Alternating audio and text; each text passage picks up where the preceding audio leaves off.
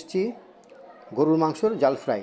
মাংস নিয়েছি 1 কেজি, 4টা পেঁয়াজ, 8-10টা কাঁচামরিচ, এলাচ, এক সাদা এলাচ 2টা, মশলা অর্ধেকটা, শুকনা মরিচ, স্বাদ মতো লবণ। গরুর মাংসের মশলা নিয়েছি তীরের, এই দেখেন প্যাকেটটা, আপনারা দেখতেই বুঝতে পারছেন।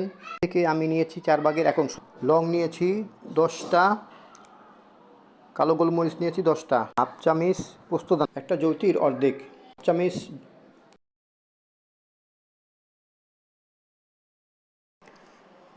চিলি সস আমি দেব 1 চামচ, টমেটো সস দিব 2 চামচ, সয়া সস দিব 1 চামচ।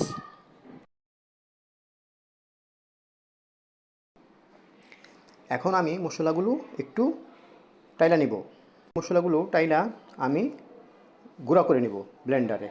আপনারা ইচ্ছা করলে পাটাতেও বেটে নিতে পারেন। আমি হাফ কাপ তেল ব্যবহার করছি। পেঁয়াজ কুচি আমি এখন দিয়ে দিচ্ছি। পেঁয়াজটা লাল হয়ে যাওয়ার পর আমি আদা রসুন বাটা দিয়ে দিব। আমার পেঁয়াজটা লাল হয়ে গেছে, এখন লবণ দিয়ে দিচ্ছি। অবশ্যই স্বাদ মতো লবণ দিলাম। পেঁয়াজটা দ্রুত ফ্রাই করব। এখন আমি দিয়ে দিচ্ছি 2 টেবিল চামচ আদা বাটা। এই আদা বাটা দিয়ে আমি একটু কষিয়ে নেব।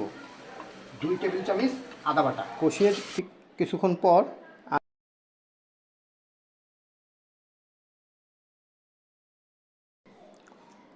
এখন দিয়ে দিচ্ছি 1 চামচ হলুদের গুঁড়া, মরিচের গুঁড়া 2 চামচ মরিচের গুঁড়া। আমি একটু মিশিয়ে নিতেছি।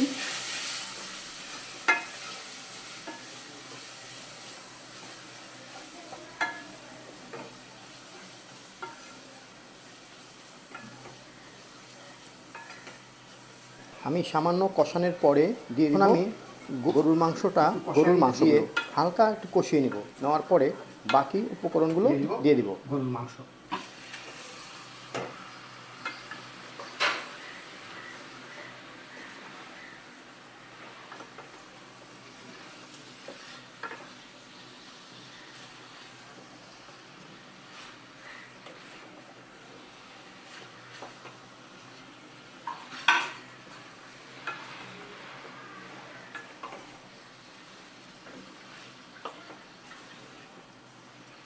এখন আমি 10 মিনিটের জন্য ঢেকে দেব।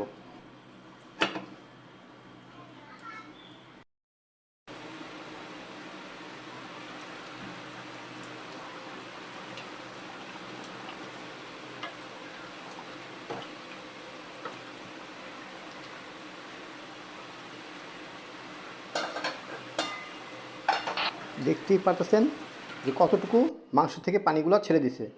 এখন আমি কাঁচামরিচ দিয়ে দিচ্ছি। আমি আরও 5 মিনিট সিদ্ধ দিব। শুকনো মরিচ এখন আমি দিয়ে দেবো। শুকনো মরিচগুলো যেগুলো টাইলা রাখছিলাম সেগুলো এখন দিয়ে দিব।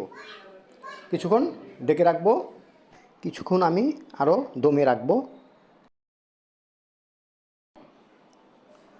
দেখেন কত সুন্দর লাগতেছে বিয়ে বাড়ির স্বাদে জাল ফ্রাই।